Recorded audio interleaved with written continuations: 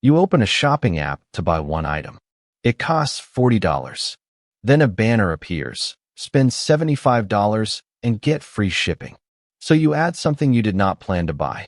Then another item appears at 40% off.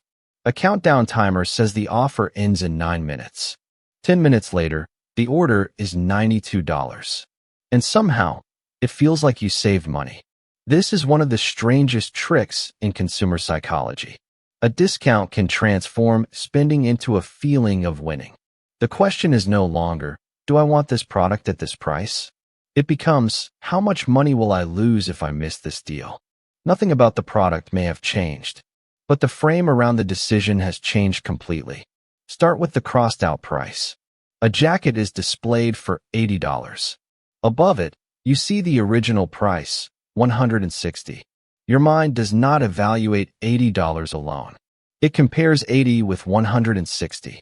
The higher number becomes an anchor.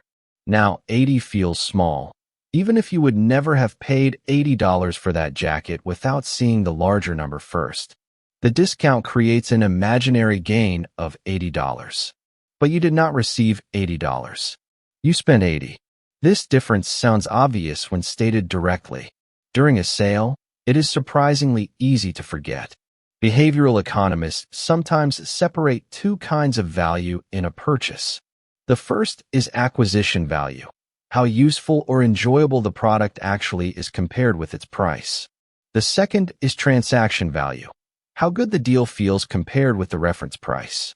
A weak product can create strong transaction value. You may not need it. You may not even like it very much. But buying it feels rewarding because the discount itself becomes the product.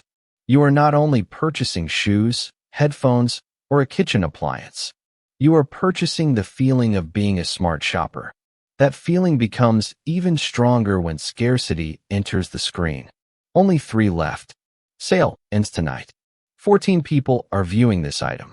Whether every message is meaningful or not, the psychological effect is the same. Waiting begins to feel dangerous.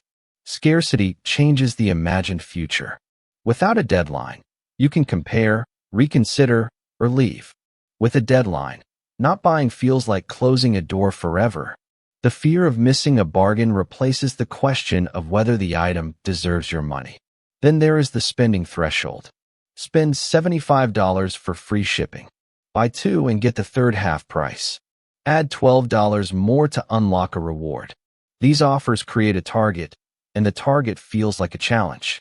The shipping fee may be $6, but people will add $20 of unwanted products to avoid paying it. Mathematically, that is not saving. Psychologically, paying for shipping feels like receiving nothing, while buying another product feels like getting something. So the extra purchase feels easier to justify. Retailers also benefit from mental accounting. People often treat saved money as if it were new money available to spend. If a product was supposedly reduced from $100 to $70, the mind may create a fictional $30 balance. That imaginary saving can then justify another purchase. I saved $30, so adding this $15 item is still a win. But the bank account records only what left. It does not record the money you might have spent under a different price tag. This is how a basket full of bargains can become more expensive than buying nothing at full price. So how can you use discounts without allowing discounts to use you? Begin with the no-sale test. Hide the original price. Ignore the percentage. Look only at the amount you must pay. Then ask, if this item had always cost this amount, would I still want it today?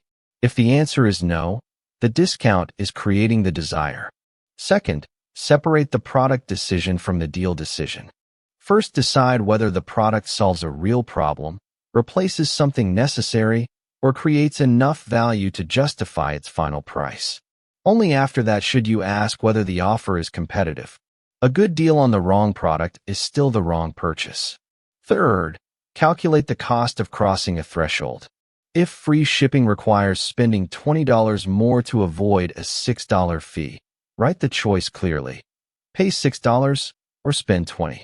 The word free should not hide the arithmetic. Fourth, use a sale list.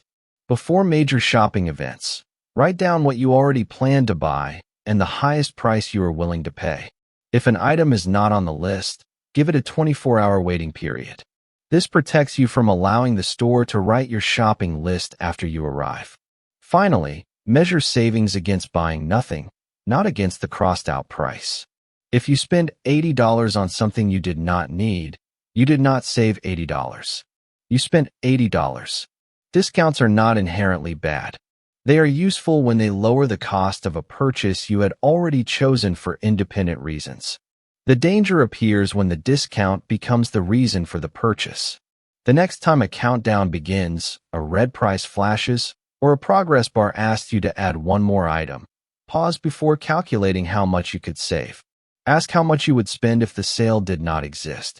Because the cheapest purchase is not always the one with the largest discount. Sometimes, it is the purchase you never needed to make. This video is for educational purposes only and is not financial advice.